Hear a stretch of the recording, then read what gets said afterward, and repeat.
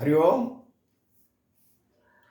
Purity clarity ಇನ್ ಯೋಗ ಚಾನಲ್ಗೆ ಸ್ವಾಗತ, ಸುಸ್ವಾಗತ. ಇಂದಿನ ವಿಷಯ ವಿಶೇಷವಾದದ್ದು. ಅಂದರೆ ಈ ತಿಂಗಳು ಬರುವ 30ನೇ ತಾರೀಕು ಬುಧವಾರ ರೋಹಿಣಿ ನಕ್ಷತ್ರದಲ್ಲಿ ಅಕ್ಷಯ ತೃತೀಯೆ ದಿನ. ಅಕ್ಷಯ ತೃತೀಯೆ ಎಂದರೆ ಏನು? ಅಂತ್ಯವಿಲ್ಲದ ಸಮೃದ್ಧಿಯ 3ನೇ ದಿನ ಅಂತ.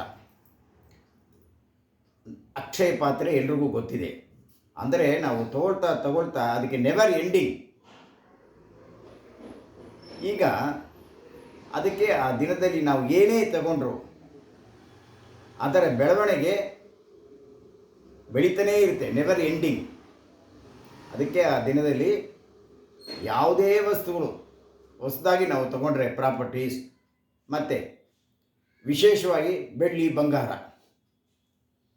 ಬಂಗಾರ ತಗೊಳ್ಳೇಬೇಕು ಅಂತ ಒಂದು ಭಾವನೆ, ಅದು ನಿಜವೂ. ಆದರೆ ಈ ಬೆಳೆಯಲ್ಲಿ ಕೆಲವರಿಗೆ ಆಗಲ್ಲ, ಒಂಥರ ಆತಂಕ.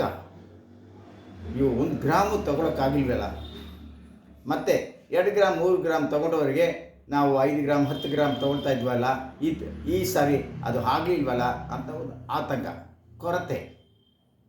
ಸರಿ, ಈ ಆತಂಕ ಕೊರತೆಯಿಂದ ಹೊರಬರಲು ಬಂಗಾರಕ್ಕೆ ಬದಲಾಗಿ ಒಂದು 5 ವಸ್ತುಗಳು, ಅಂದರೆ ಇದು 108 ವಸ್ತುಗಳಲ್ಲಿ, ಲಕ್ಷ್ಮಿಗೆ ಪ್ರಿಯವಾದ 108 ವಸ್ತುಗಳಲ್ಲಿ ಟಾಪ್ 5 ವಸ್ತುಗಳನ್ನು ನಾವು ಖರೀದಿ ಮಾಡಿದರೆ ಲಕ್ಷ್ಮೀ ಕುಬೇರನ ಅನುಗ್ರಹದಿಂದ ಸಂಪೂರ್ಣವಾಗಿ ಆಶೀರ್ವಾದ, ಲಕ್ಷ್ಮೀ ಕಟಾಕ್ಷ, ಕುಬೇರನ ಕಟಾಕ್ಷ ಸಿಕ್ಕಿ ಲಭ್ಯವಾಗುತ್ತೆ. ಆದ್ದರಿಂದ ನಾವು ಏನೇನು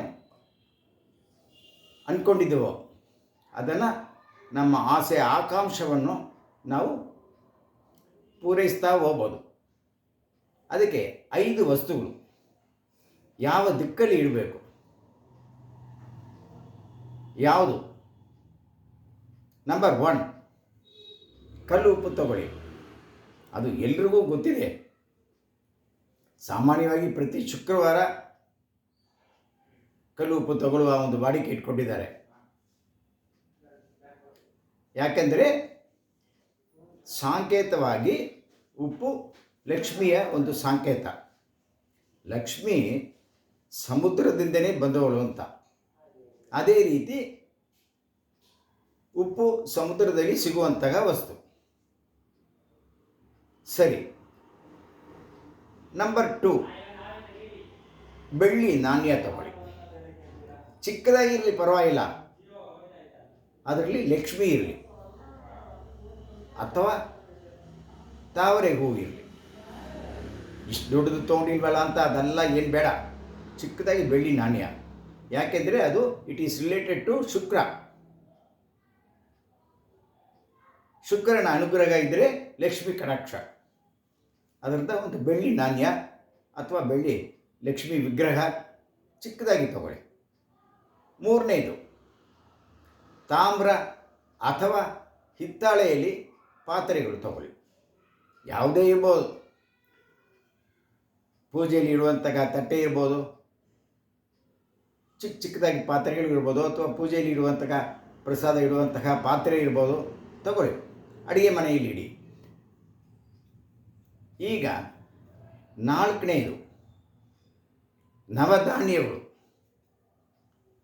ಎಲ್ರಿಗೂ ಗೊತ್ತಿದೆ, ನವಧಾನ್ಯ ಪಾಕೆಟ್ ಸಿಗುತ್ತೆ. ನವಧಾನ್ಯ ನಾವು ನವಗ್ರಹ ಪೂಜೆ ಮಾಡುವಾಗ, ಹೋಮ ಮಾಡುವಾಗೆಲ್ಲ ಅದನ್ನು ಇಡ್ತೀವಿ.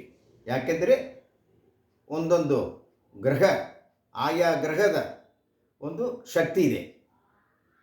ಏನೇ ದೋಷಗಳು ಇದ್ದರೂ ನಾವು ಪರಿಹಾರಕ್ಕೆ ನವಗ್ರಹ ಹೋಮ ಮಾಡ್ತೀವಿ. ಸೊ ನವಧಾನ್ಯಗಳು. ಅದರಲ್ಲೂ ಈ ಅಕ್ಷಯ ತೃತೀಯೆ ಬುಧವಾರ ಬರೋದರಿಂದ ಬುಧ ಗ್ರಹ ಹೆಸರು ಕಾಳು ಧಾನ್ಯ ಶ್ರೇಷ್ಠವಾದದ್ದು. ಆ ಹೆಸರು ಕಾಳು ಒಂದು 1/4 kg ತಗೊಳ್ಳಿ ಸೆಪ್ರೇಟಾಗಿ, ಅದನ್ನು ಇಡಿ ಪೂಜೆ ರೂಮಲ್ಲಿ. 5ನೇದು, ಮಂಗಳಕರವಾದ ದ್ರವ್ಯಗಳು ಯಾವುದು? ಅರಿಶಿಣಕ್ಕೂ ಕೊಂಬು, ನಾವು ಮುತ್ತೈದೆಯರಿಗೆ ಕೊಡಬೇಕಾದ್ರೆ ಜಾಕೆಟ್ ಪೀಸು ಅರಿಶಿಣ ಕೊಂಬು ಕೊಡ್ತೀವಿ. ಅದೇ ರೀತಿ ಅರಿಶಿಣ ಕೊಂಬು ತೊಗೊಳ್ಳಿ. ಅದು ತೊಗೊಳ್ಳುವಾಗ ಅದರಲ್ಲಿ ಹೋಲ್ಸ್ ತೂತು ಇರಬಾರ್ದು, ಅಂದರೆ ಒಳಕ ಇರಬಾರ್ದು, ನೋಡಿ ತಗೊಳ್ಳಿ. ಪ್ಯಾಕೆಟ್ ತೊಗೊಳಕ್ಕೆ ಹೋಗಬೇಡಿ, ಅದರಲ್ಲಿ 1-2 ಇದ್ದೇ ಇರುತ್ತೆ, ಗೊತ್ತಾಯ್ತಾ? ಅದು ತೊಗೊಳ್ಳಿ. ಕುಂಕುಮ, ಪಚ್ಚಕರ್ಪೂರ ಮತ್ತು ಪನ್ನೀರು, ಗಂಧ ಇದೆಲ್ಲ ತಗೊಳ್ಳಿ. ಇಡಿ ಪೂಜೆ ಮಾಡಿ ಆ ದಿನ. ಪರ್ಟಿಕ್ಯುಲರ್ಲಿ ಲೇಡೀಸ್ ಬಾರ್ಡರ್ ಸರ್ವು ಇರುವಂತಹ ಸೀರೆ ಕಟ್ಕೊಳ್ಳಿ. ಪೂಜೆ ಮಾಡುವಾಗ ನೀವು ಏನು ಮಂತ್ರ ಜಪ ಏನು ಪಠನೆ ಮಾಡ್ತೀರೋ ಅದರ ಫಲ ಬೆಳೀತಾನೇ ಇರುತ್ತೆ. ಆ ದಿನ ದಯವಿಟ್ಟು ಯಾವುದು ನೆಗೆಟಿವ್ ಕೆಲಸ ಮಾಡೋಕ್ಕೆ ಹೋಗಬೇಡಿ.